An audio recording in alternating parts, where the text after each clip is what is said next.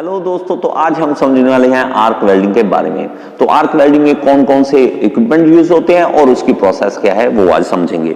देखिए हमारे पास यहाँ पे है आर्क वेल्डिंग की मशीन। देखिए इसमें हमारे पास मशीन में होता क्या है, आर्क वेल्डिंग चलती है एसी करंट या डीसी करंट से। तो हम क्या करते हैं कि एसी करंट की सप्लाई लेते हैं। एसी करंट क्या होता है, ऑल्टरनेटिंग करंट जो हमारे घरों में आ रहा है।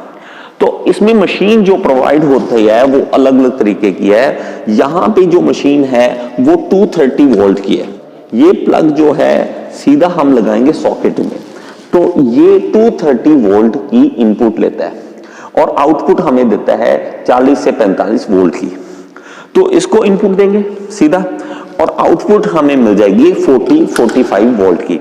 तो यहां पे ये सारी डिटेल लिखी होती है। अगर तो हमें चाहिए एसी वोल्टेज, तो हम क्या करते हैं, ऑल्टरनेटिंग करंट जो सीधा सीधा यूज करते हैं। नहीं तो हमें क्या है कि इसके अंदर रेक्टिफायर होता है जो कि हमें डीसी वोल्टेज प्रोवाइड कराता है। अब देखिए इसमें हमें किस तरह से चाहिए कि स्टेप डाउन वोल्टेज चाहिए। अब स्टेप डाउन वोल्टेज कैसे होगी, वो चाहिए हमें ट्रांसफॉर्मर। तो इसके अंदर एक होता है ट्रांसफॉर्मर जो कि स्टेप डाउन करेगा वोल्टेज को। अब वोल्टेज जब डाउन होगी तो करंट होगा अप, ठीक है। तो करंट क्यों चाहिए हमें करंट इसलिए चाहिए कि करंट प्रोवाइड करता है हीट। जितना ज्यादा करंट होगा, क्योंकि इसका फॉर्मूला होता है I²RT, तो I जितना करंट ज्यादा होता है हीट इतनी ज्यादा हमें मिलती है। तो यहां से हमें करंट प्रोवाइड होगा तो हाई करंट होगा, इसमें लो वोल्टेज क्या होगी, लो, क्योंकि इसमें हमने ट्रांसफॉर्मर यूज कर लिया। अब देखो हमने बनाना है एक सर्किट कि हमारे पास दो टर्मिनल होते हैं, एक होता है पॉजिटिव, एक होता है नेगेटिव।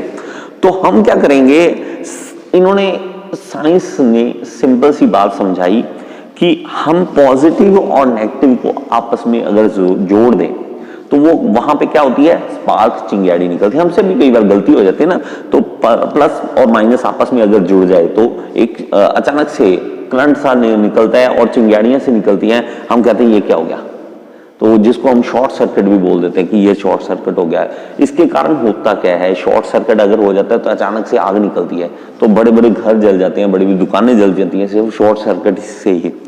तो ये शॉर्ट सर्किट का इस्तेमाल कर लिया। क्या किया कि यहां से एक करंट वाली वायर ले ली, तो ये केबल आ रही है यहां से आके सीधी यहां पे ला दी और इसका कनेक्शन दे दिया इसके साथ। ये होती है हमारे पास इलेक्ट्रोड, ये होता है इलेक्ट्रोड होल्डर, ठीक है, सिंपल सी बात, इलेक्ट्रोड और इलेक्ट्रोड होल्डर। तो यहां से करंट आया। अब देखिए पॉजिटिव नेगेटिव हम ही ज्यादा नहीं इस पे फोकस करूंगा अभी।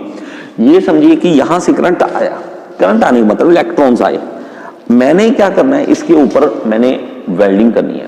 अब वेल्डिंग क्या है कि ये दो पीस है, दोनों पीसों को आपस में हमने वेल्ड करना है। तो वेल्ड करने के लिए ये अगर मैं सीधा सीधा यहां टच करूं तो अभी क्या होगा कि करंट आया और यहीं रह गया, और ये क्या किया, अर्थिंग में आगे नीचे जा सकता है, लेकिन हमारे पास सर्किट नहीं कंप्लीट हुआ। यहां से सर्किट शुरू हुआ है और वापस इधर जाना चाहिए। तो हम क्या करेंगे, एक और वायर लेंगे जो कि अर्थिंग के साथ जोड़ देंगे। इसके देखिए अर्थ है, तो ये जो है मैंने एक पीस के साथ जोड़ दिया है। आयरन के मोस्टली ये ऐसा नहीं करते हैं, ये हमारे पास इस लैब में फैसिलिटी नहीं थी, नहीं तो ये एक होल्डर होता है, यहाँ पे अर्थिंग के लिए होल्डर होता है जो कि हम सीधा होल्डर से पकड़ते हैं और इसकी वर्क पीस के साथ टच में करा देते हैं। देखिए इस यहां से टच कर दूं, ये टच कर दिया, तो अब क्या होगा, अब सर्किट कंप्लीट होगा। मैंने यहां से ये किया, ये आया यहाँ पे करंट, और अगर मैं इसको टच करता हूं तो ये करंट यहां से फ्लो करके यहां से वापस चला जाएगा। तो अब मेरे पास हो क्या रहा है कि सर्किट कंप्लीट हो रहा है। अगर मैं इन दोनों को टच करता हूं तो वो चिंगारी निकलेगी। वो चिंगारी जो निकलेगी एक बार, उसी को कंट्रोल करना मेन खेल है, उसको हम कहते हैं आर्क। वो आर्क जो प्रोड्यूस होगी उसकी लेंथ, उसको कंट्रोल करना, और आप एक बार टच करेंगे ना वो चिंगारी आ जाएगी। उसके बाद हमें गैप बना के चलना होता है। वर्क पीस और इलेक्ट्रोड के बीच में गैप रहेगा। उस गैप के थ्रू हम क्या करेंगे, उस आर्क को मेंटेन करके रखेंगे। अगर मैंने मान लो ये डिस्टेंस ज्यादा कर दिया तो वो आर्क खत्म हो जाएगी, मैंने कम कर दिया वो आर्क खत्म हो जाएगी। तो आर्क की लेंथ बहुत ज्यादा मेन है। ये एक दिन में नहीं आएगी वेल्डिंग, इसमें वेल्डिंग में आपको एक्सपीरियंस काफी टाइम लग जाता है इसमें एक्सपीरियंस लेने में, और जो वेल्डिंग करते हैं वो धीरे धीरे इन चीजों को समझते हैं। तो ये चीज क्या है, आर्क को कंट्रोल करना कोई मजाक नहीं है। तो आप देखो इसको जब ऐसे करते हो तो यहां से क्या होगा कि यहाँ हीट होगी, यहाँ गर्मी आएगी। क्यों? क्योंकि जब करंट यहां से आएगा, इलेक्ट्रॉन्स आएंगे, तो इलेक्ट्रॉन्स इसके ऊपर स्ट्राइक करेंगे लगातार। स्ट्राइक करने से क्या होगा, हीट एनर्जी प्रोड्यूस होगी और स्पार्किंग के कारण हीट एनर्जी प्रोड्यूस होगी। तो आप देखो 2/3 2/3 जो है हीट यहां पे आ जाएगी और वो हीट करके यहां वर्क पीस को मेल्ट कर देगी। मेल्ट कर देगी तो ये देखिए, ये वाला एज जो है यहां पे, ये अगर मेल्ट हो जाए, ये वाला मेल्ट हो जाए, तो जब मेल्ट होने से एक दूसरे में फ्यूज हो जाएंगे। फ्यूज का मतलब है एक दूसरे में समा जाएंगे। मेल्ट होने के बाद उसके बाद हम क्या करेंगे, ठंडा होने देंगे और वो क्या बन जाएगा, एक वेल्डिंग ज्वाइंट बन जाएगा। सिंपल सा है ना, सिंपल, कोई दिक्कत तो नहीं इसमें। सिर्फ आपने जो बचपन में गलती की थी आपस में प्लस माइनस को जोड़ने की, वही गलती को इन्होंने फायदे में इस्तेमाल कर लिया। बात समझ रहे हैं? तो यहां पे आप इस चीज को समझ सकते हैं। इसमें काफी ऐसे कंटेंट्स होते हैं, जब आप वेल्ड करोगे कंटेंट्स अलग अलग होते हैं। तो जब आप वेल्ड करोगे ना तो गर्म हो जाएगा एरिया, और आसपास की जो एयर है, एयर में जो ऑक्सीजन है इसके अंदर स्ट्राइक करेगी। ऑक्सीजन आएगी कि चलो ऑक्साइड लेयर बनानी शुरू कर देगी, ऑक्साइड्स बनाने शुरू कर दी। उसको बचने के लिए क्या करते हैं हम, इलेक्ट्रोड के ऊपर कोटिंग कर देते हैं। कोटिंग जो है देखिए, बेयर एक होती है बेयर इलेक्ट्रोड, एक होती है कोटिंग वाली इलेक्ट्रोड। बेयर होती है जो ये सीधा सीधा आपको दिख जाएगा, इसमें डिफरेंस। ये एरिया बेयर है, खाली है, और इसके ऊपर ये फ्लक्स लगी हुई है। फ्लक्स क्यों लगानी है? फ्लक्स इसीलिए लगानी है कि जब आप वेल्डिंग करोगे, जब आप वेल्ड करोगे तो उसके ऊपर ऑक्साइड लेयर ना बने, ऑक्साइड ना हो, तो वो क्या करेगा, कोटिंग प्रोवाइड कर देगा। वो कोटिंग प्रोवाइड करेगा, ऊपर एक लेयर बना देगा। जब एयर अंदर आने लगेगी, ऑक्सीजन आने लगेगी, उसको रोक लेगा, उसको प्रोटेक्ट कर लेगा वेल्ड को कि नहीं मेरे भाई, मैं तेरी प्रोटेक्टिंग शील्ड हूं, मैं नहीं तुझे कुछ होने दूंगा, ठीक है, मैं तेरा बड़ा भाई हूं, टेंशन मत ले। तो वो लेयर बना देगा कि अब तू टेंशन ना ले, अंदर गर्म, क्योंकि देखिए जब गर्म होती है ना चीज, तब सबसे ज्यादा उस पे चांसेस रहते हैं ऑक्साइड की लेयर बनने के। तो ऑक्साइड्स जो हैं वो डिफेक्ट्स प्रोड्यूस करते हैं, तो ऐसा ना हो इसलिए हम इलेक्ट्रोड के ऊपर फ्लक्स लगाते हैं। और ये फ्लक्स जब इंप्योरिटी के साथ मिलती है, इंप्योरिटी को बाहर निकाल के स्लैग बना देती है। उस स्लैग को हटाने के लिए हमारे पास यहाँ पे ब्रश है। ये ब्रश हम क्या करते हैं, उस स्लैग को हटाते हैं, बाद में उसको साफ कर देते हैं। हमारे पास देखिए डीसी करंट जो होता है, इसमें हमारे पास होती है स्ट्रेट पोलैरिटी और रिवर्स पोलैरिटी। वो मैंने समझा रखा है अलग एक वीडियो में, आपको देखिए लास्ट में थंबनेल मिलेगा वेल्डिंग का, उस पर क्लिक कीजिए, पूरी वीडियोस आपको वेल्डिंग वाली मिल जाएंगी।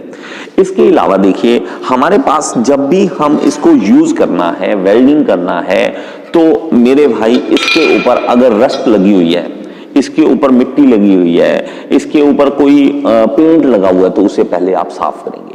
क्लीन सरफेस जरूर होना चाहिए, चाहे आप कोई भी तरह की वेल्डिंग कर रहे हैं, पहले आपका सरफेस क्लीन होना चाहिए। नहीं क्या होगा कि ये मिट्टी, ये रस्ट, ये पेंट जब आप वेल्ड करोगे, गर्म होगा जब वो एरिया, तो वहां पे ये अंदर घुस के उसके अंदर डिफेक्ट्स प्रोड्यूस कर देंगे। और कोई नहीं चाहता कि वेल्डिंग में डिफेक्ट हो। क्यों? वेल्डिंग में अगर डिफेक्ट होगा तो वो स्ट्रेंथ खराब कर देगा उसकी, उसमें कमजोर कर देगा वेल्ड को, और वेल्ड टूटने की संभावना रहती है। तो आप इसको सरफेस को क्लीन करेंगे। और दूसरा होता है प्री हीट करना, थोड़ा सा गर्म करना है। इसको पहले हल्का गर्म कर लेते हैं। ये आम आपको देखने को नहीं मिलेगा कभी भी, शॉप पे किसी पे आप देखोगे तो ऐसा कभी भी नहीं करते प्री हीट करने वाले। तो अगर आप अच्छे शॉप फ्लोर पे काम कर रहे हैं, तो वहां पे कंपनीज लेवल पे काम करते हैं, तो वहां पे प्री हीट जरूर करते हैं। प्री हीट से हमारे पास काफी डिफेक्ट्स जो हैं वो बच जाते हैं, ऐसे डिफेक्ट नहीं आते हैं। और इसमें मेरे भाई क्या है, अभी करंट आ रहा है, अभी इसमें करंट है। अगर यहां से करंट आ रहा है और आपने गलती से इसको टच करे, आपको क्या होगा, करंट लगने का, शॉक लगने की संभावना रहती है। अभी देखिए वोल्टेज इसमें कम होती है, इसके कारण बहुत ज्यादा दिक्कत नहीं आती, बहुत बड़े शॉक्स नहीं लगते इसमें, क्योंकि हमारी जो बॉडी की रेजिस्टेंस होती है वो 50 वोल्ट तक होती है, 50 वोल्ट तक होती है। इसीलिए क्या करते हैं, इसकी वोल्टेज 50 से भी कम रखते हैं, कोशिश करते हैं कि इसके कारण किसी को नुकसान इतना बड़ा ना हो जाए कि उसकी जान चली जाए।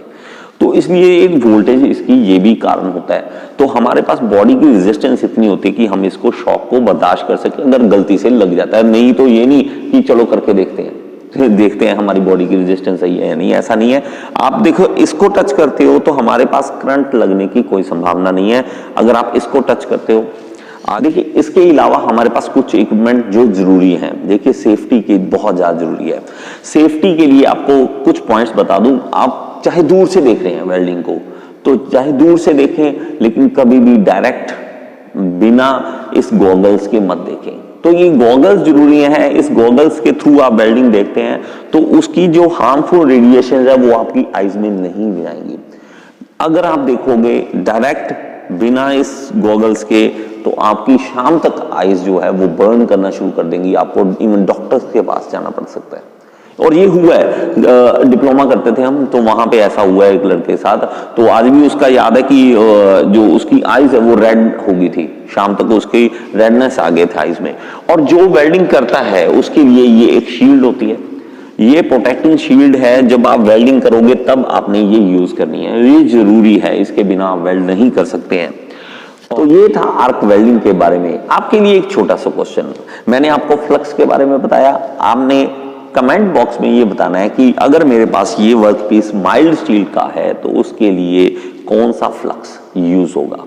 ठीक है, मैंने आपको इलेक्ट्रोड के ऊपर फ्लक्स का बताया, अगर मेरे पास माइल्ड स्टील है तो कौन सा फ्लक्स यूज होगा। देखते हैं आप इसके ऊपर रिसर्च करते हो या सिर्फ यही बस थोड़ी सी वीडियो देख ली बस इतना, इस पे रिसर्च करना पड़ेगा आपको थोड़ा सा इसके बारे में और नॉलेज लेनी पड़ेगी। तो अगर आप इस कमेंट बॉक्स में बताएंगे कि आप इसमें माइल्ड स्टील पे कौन सा फ्लक्स यूज होगा तो मैं समझूंगा कि आपने आगे भी पढ़ा है, यहीं पे नहीं वीडियो को छोड़ दिया। मैंने अलग अलग टॉपिक पे बहुत सारी वीडियोस बनाई हैं लेकिन कई बार स्टूडेंट्स को मिल नहीं पाती हैं, तो इसका सिंपल सा सोल्यूशन है कि यूट्यूब के सर्च बॉक्स में आप टॉपिक का नाम लिख दीजिए और साथ में लिख दीजिए गियर इंस्टीट्यूट। अगर मैंने उस टॉपिक पे वीडियो बनाई होगी तो आपके सामने जरूर आ जाएगी। ये सिंपल सा सोल्यूशन होता है उसका। और अभी सब्सक्राइब करें मेरे चैनल को और मुझे सपोर्ट इसी तरह करते रहे। Thank you so much.